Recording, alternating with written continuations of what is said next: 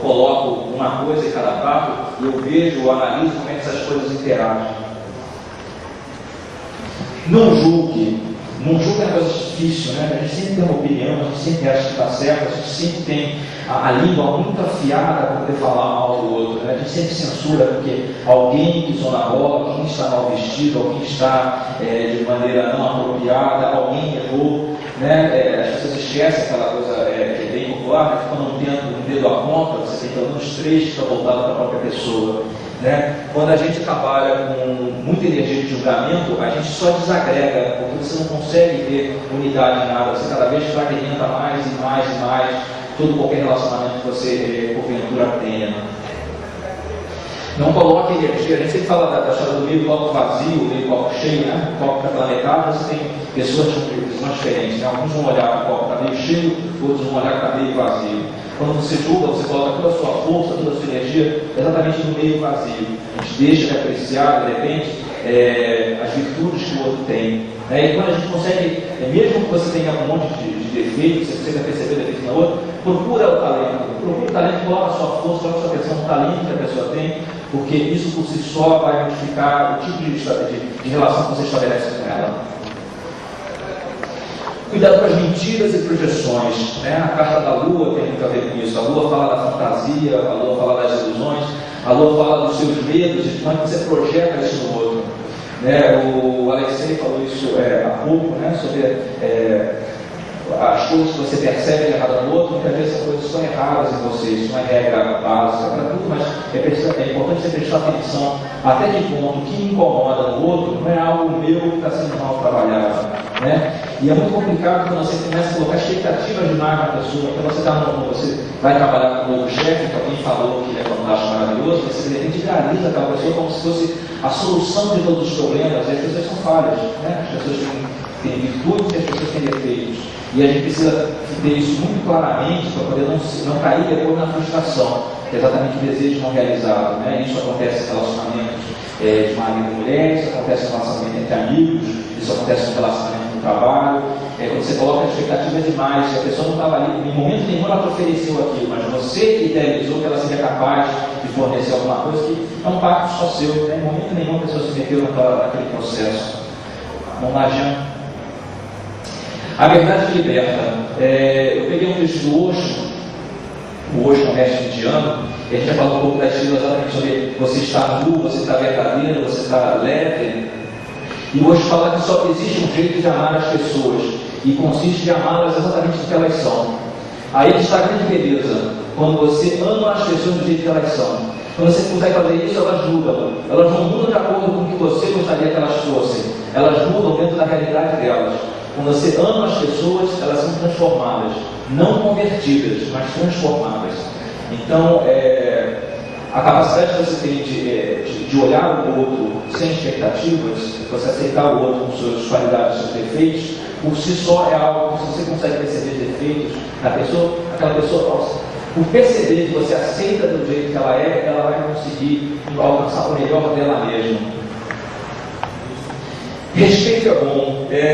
Uma vez a gente falou agora um pouco da Zoe, vamos falar agora de novo. Uma vez conversando com a Zoe pelo MSN, a gente falava sobre a carta de enamorados, e o enamorados é a carta do arcano 6, e a gente sempre faz uma contraposição com o arcano do diabo, que é 15, porque 15 é mais 5 que é igual a 6.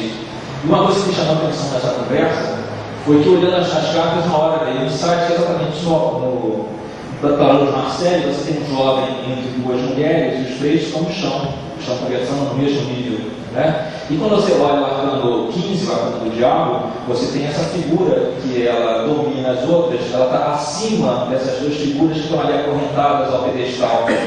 Então, assim, trate sempre as pessoas com igualdade. Né? A equidade é uma das grandes virtudes budistas. Né? Ninguém merece mais ou menos ser feliz, ninguém merece mais ou menos sofrer. Né? Quando você consegue olhar as pessoas com equidade, todo mundo merece ser feliz e todo mundo merece ser livre do sofrimento, você está estabelecendo dentro de você um novo padrão de relacionamento com o mundo.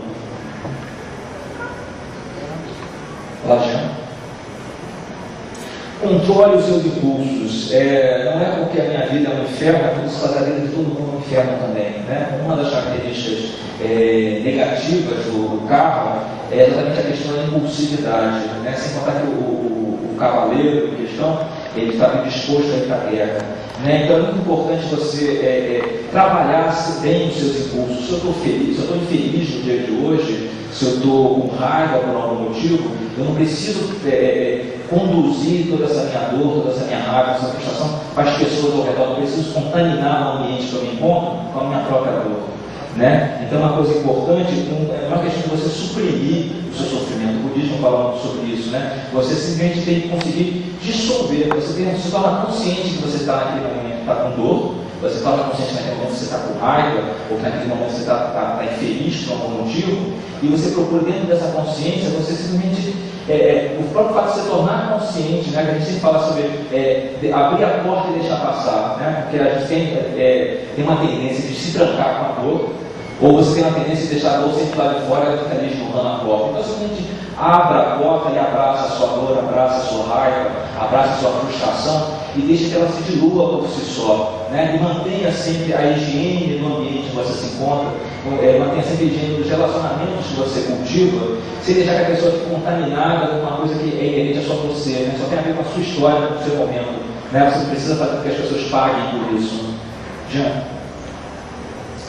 Romper elos. Eu, além de tarólogo, eu sou terapeuta prânico, e uma das coisas que sempre fala da terapia prânica é que a gente estabelece elos com as pessoas, né? Então, o elo de mãe com filho, o elo entre amigos, o elo entre namorados. Esses elos são fios de energia que são estabelecidos dentro do chakra da pessoa para o chakra da outra.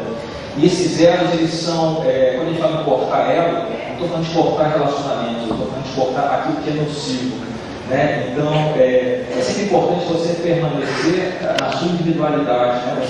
E isso é importante porque, diferente do reiki e de outras tradições, onde você, necessariamente, você passa por uma iniciação para ser capaz de manifestar a energia, a cura prânica é simplesmente a consciência de que essa energia existe e que você pode fazer uso dela, né? Então, você, às vezes, você visualiza o seu braço, por exemplo, como se fosse uma grande adaga, né? Como se fosse uma grande espada, você simplesmente corta, né? De maneira vigorosa e muito certo do que você está fazendo, você corta todos os elos que você tem com as outras pessoas, né? Você pode fazer isso depois de uma discussão, por exemplo, que você tem com alguém, você simplesmente vai corta. Se você se relaciona intimamente com alguém, corta. Você vai dormir, antes de dormir, visualiza que você está cortando todos os elos. Quando você corta o elo, você corta aquilo que é denso. E quando você fala de coisas densas, você está falando onde tem todos os aspectos de mágoa, de euforia, de expectativa, né? Todos os sentimentos são mais densos. O que é puro, o que é generoso, o que é amor, é aquilo que você não corta, né? Então, você cortando, você está mantendo a sua individualidade, você está mantendo a individualidade do outro. A gente faz isso muito quando a gente faz tratamento terapêutico. Quando você trabalha com a terapia, você entra no campo de energia da outra pessoa, e quando você encerra a consulta, você corta exatamente porque ela se preserva da maneira que faz, se preserva da maneira que você é. Não faça o papel de vítima, né? O pendurado, ele tem essa questão da entrega, essa questão do momento que você não tem forças para poder reagir, em que a natureza para um pouco, segura a onda e... Ok. Em alguns momentos você pode levar esse aspecto negativo e você fazer o papel de vítima, né? Você fazer o papel de coitado.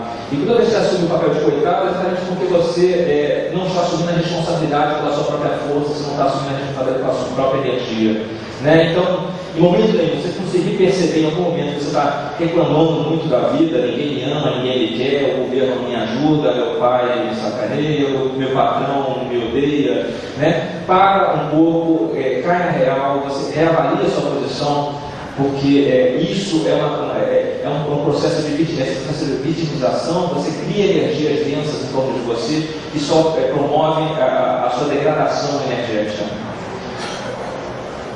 Jean.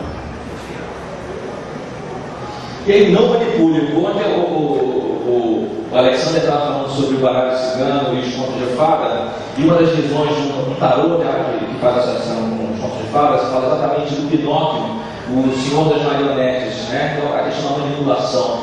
Então, a manipulação é um exercício puramente do seu ego. Você acha que você tem poder porque você consegue conduzir as outras pessoas, você consegue manipular as outras pessoas.